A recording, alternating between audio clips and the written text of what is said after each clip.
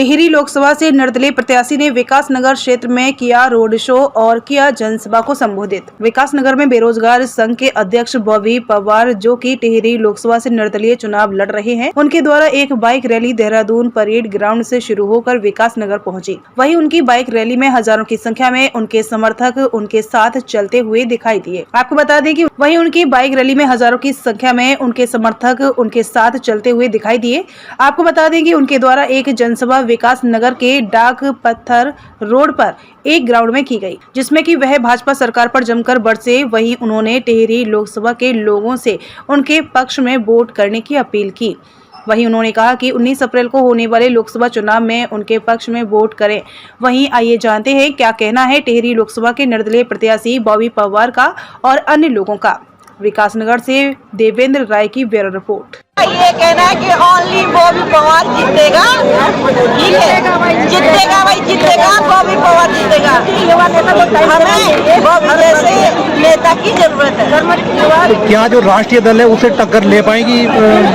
बिल्कुल टक्कर ले पाएंगे 100%। इसके बाद कहाँ जा रहे हैं? इसके बाद जाएंगे जहाँ बॉबी भाई जाए, उत्तरकाशी जाएंगे, मोरी जाएंगे, पुरोला जाएंगे, सब जगह जाएंगे, जहाँ बॉबी भाई जाएंगे वहाँ सब जगह जाएंगे। उत्तराखंड क्रांति पहले तो मैं आपको धन्यवाद करना चाहूँगी क्योंकि आप सभी लोग यहाँ पे आए।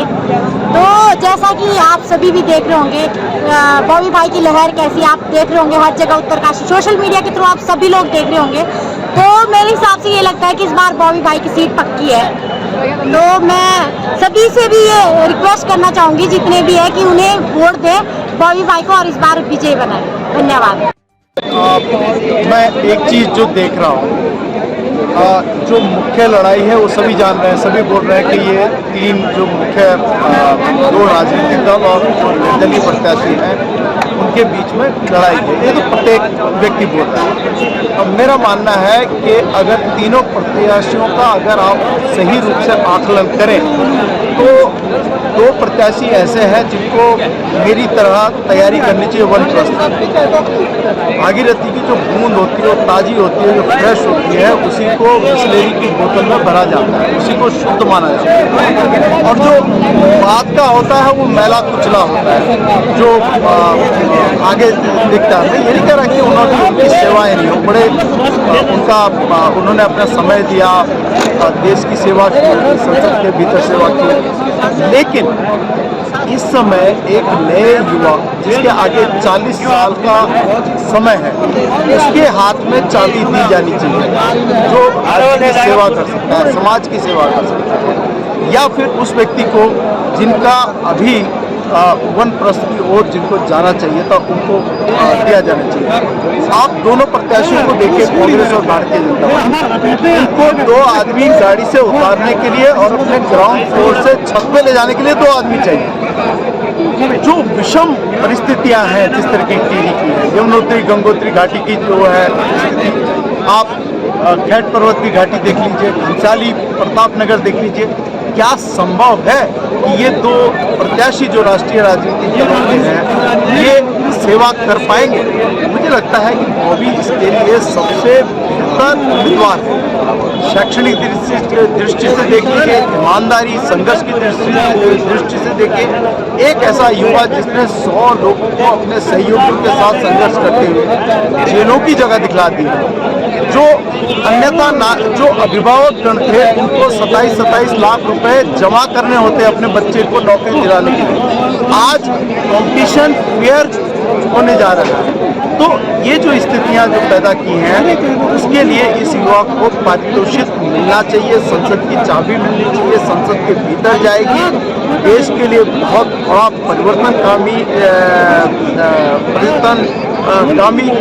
कदम माना जाएगा और देश के लिए शुभ होगा। और मैं इसको और आगे भी देखना चाहता हूँ। और मुझे लगता है कि इन युवाओं को ये जो बाबूगिरी है ना कलम की, इससे आगे सोचना प्रारंभ करना पड़ेगा। हमें अपने प्रदेश के उद्यमी बनाने पड़ेंगे, हमें अपने प्रदेश के भीतर बेहतर राजनीतिक नेता पैदा करने पड़ेंगे।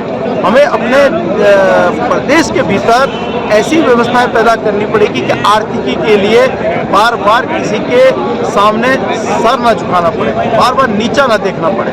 तो उस दृष्टिकोण को पैदा करने के लिए आवश्यक है कि कम से कम पहला अर्जुन जो है वहाँ केंद्रित हो और उसके बाद अर्जुनों की फौज पैदा हो। और जो लाखा मंडल है, यहीं से पांडव निकले थे, तो आज के युग में, कलयुग में द्वापर के उस अर्जुन के रूप में उसे मैं देखता हूँ और मेरा शुभाशीष इसी रूप में उनके साथ।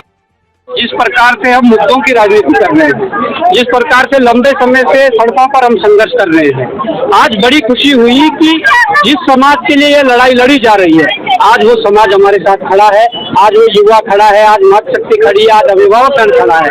तो मैं ये कहना चाहता हूँ कि इस प्रकार का जन समर्थन हम 14 विधानसभाओं का दौरा करके आ चुके हैं और 14 विधानसभाओं में इस प्रकार का समर्थन हमें मिल रहा है।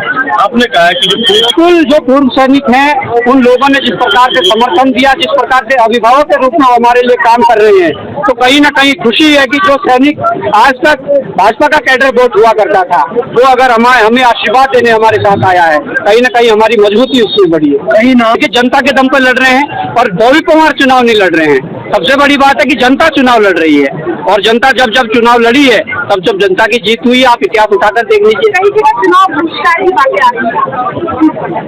देखिए कहीं ना कहीं ये नाकामी है हमारी सरकारों की, ये नाकामी है हमारे विधायकों सांसदों की। जिस प्रकार से जो काम क्षेत्र में होने चाहिए थे वो काम पूरे नहीं कर पाए और लगातार ये पहली बार नहीं है कि जब बहिष्कार हो रहा है, उन लोगों ने कई बार पहले चेतावनी दी थी, पर आज अगर बहिष्कार हो रहा है तो मैं समझता हूँ कि इस सिस्टम का, पूरे हमारे नेताओं का इसमें पूरी तरीके से फेलियर है। और मैं चाहता हूँ, मैं उनसे भी निवेदन करना चाहता हूँ कि जो बहिष्कार कर रहे हैं इस समय पर बहिष्कार ना करें। आपका ये बेटा, आपका ये भाई आप लोगों के संघर्षों के साथ खड़ा रहेगा, आप लोगों के लिए संघर्ष करेगा। मैं ये कहना चाहता हूँ कि आप लोग अगर हमारे हाथ मजबूत करते हैं तो आप जिन मुद्दों के लिए, जिस पीड़ा के साथ आप चुनाव बहिष्कार कर रहे हैं, उन मुद्दों के साथ हम आप लोगों के साथ खड़े होंगे और आपके साथ मजबूती से लड़ेंगे। मैं ये कहना चाहता हूँ कि कौन शामिल नहीं है, यहाँ प्रधान से लेकर पूरे विधायक, सांसद, मुख्यमंत्री तक शामिल है, यहाँ चपरासी से लेकर पूरे मुख्य सचिव और डीजीपी तक शामिल है। अगर बात कार्रवाई किया है तो हम तो 450 दिन से इससे धरने पर बैठे हैं कि भाई जिन लोगों ने युवाओं के भविष्य को बेचा है उन लोगों के लिए सीबीआई जांच करवाए, दूध का दूध और पानी का पानी करे।